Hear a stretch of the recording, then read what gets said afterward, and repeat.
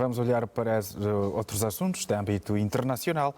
No Brasil aconteceu aquilo que muitas pessoas já receavam. O Partido Liberal de Jair Bolsonaro pediu ontem ao Tribunal Superior Eleitoral a anulação dos votos da segunda volta das eleições presidenciais realizadas a 30 de outubro, alegando supostos erros que teriam dado a vitória a Luiz Inácio Lula da Silva. Para análise deste assunto, vamos manter um contacto direto com o comentarista TPA Wellington Calazans, e a quem eu saúdo. E muito boa tarde, Wellington. Imediatamente eu questiono qual deve ser o real motivo de Jair Bolsonaro pedir a anulação dos resultados eleitorais de 30 de outubro. Boa tarde, Afonso. Boa tarde a você assistindo ao canal TPA Notícias. Jair Bolsonaro precisa dar uma satisfação a um percentual grande de eleitores que ele teve e que estão indignados com os resultados. Ao aceitar participar das eleições no Brasil, Bolsonaro concordou com as regras existentes. E essas regras são claras. O TSE, Tribunal Superior Eleitoral do Brasil, que só existe em mais outros dois, aí me falha a memória, ele organiza, realiza e julga as eleições no Brasil. Então, dificilmente o TSE irá reconhecer falhas do próprio TSE. Então, o que o Jair Bolsonaro está fazendo é uma tentativa de estender, criando uma espécie de terceira volta, que chamaríamos no Brasil de terceiro turno, apenas para dar uma satisfação aos seus eleitores. E nada vai acontecer, Afonso. Isso aí é apenas uma maneira de... Perdão? Você poderia repetir? Eu estou com problema no retorno. Certo, é uma hipótese nula. Uma hipótese nula. Você está aplicando a pergunta com a resposta. É uma hipótese nula porque o próprio TSE jamais irá abrir um precedente contra ele mesmo, Afonso. Como eu falei, ao concordar com as regras das eleições, Jair Bolsonaro concordou com tudo o que seria decidido pelo próprio TSE.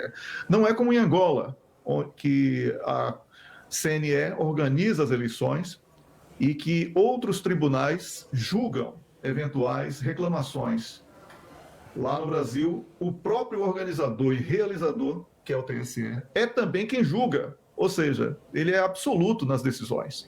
Por isso, eu tenho sérias restrições em relação à existência do TSE e também do modelo eleitoral brasileiro. Mas quem concorda com essas regras não pode reclamar depois. Então, essa é a minha apreciação e eu posso aqui tranquilamente, se há aqui entre os nossos telespectadores alguém com dúvidas sobre o que poderá vir a acontecer, a resposta será não ao pedido de Bolsonaro e do partido que ele foi eleito, que é o PL, e certamente não irá acontecer nenhuma alteração no resultado das eleições deste ano no Brasil. Pois, cá para nós, o sim ou não é sempre uma hipótese. Nós procuramos compreender o seguinte: em caso de recusa do tribunal, o que Jair Bolsonaro e seu partido pode vir a fazer? Jair Bolsonaro e o partido irão tentar se utilizar da presença de alguns eleitores ainda nas ruas, nas portas dos quartéis, pedindo a intervenção militar, para fazer disso um jogo político, para que eles possam barganhar uma espécie de liberdade de Bolsonaro previamente, porque há aí rumores no Brasil de que o PT irá entrar com uma série de pedidos na Justiça para revisão de atos praticados por Jair Bolsonaro que poderiam culminar com a prisão dele. Por isso, acredito que o Bolsonaro esteja agindo de maneira preventiva contra eventuais pedidos de prisão, numa tentativa de negociar politicamente a sua anistia para que ele não venha a ser preso devido a crimes que certamente serão comprovados lá na frente.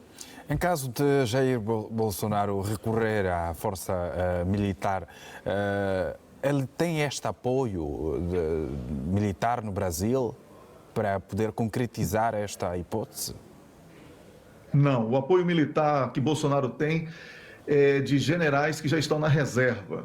E general na reserva é apenas um militar que mantém a patente de militar como uma grande honra por ter prestado serviços a essa importante força militar que é brasileira. Mas ele não tem um poder de decisão, não tem nenhum comando sobre a tropa em atividade, e Jair Bolsonaro não soube fazer, felizmente, né? Não soube fazer a costura política com os militares da ativa, pelo menos do primeiro escalão militar na ativa, e dificilmente ele terá esse apoio que seria indispensável para uma reação, uma intervenção militar, como alguns dos seus eleitores estão pedindo nas ruas. Que tipo de impacto ou influência que Jair Bolsonaro e o seu partido poderão ter na governação de Luiz Inácio Lula da Silva?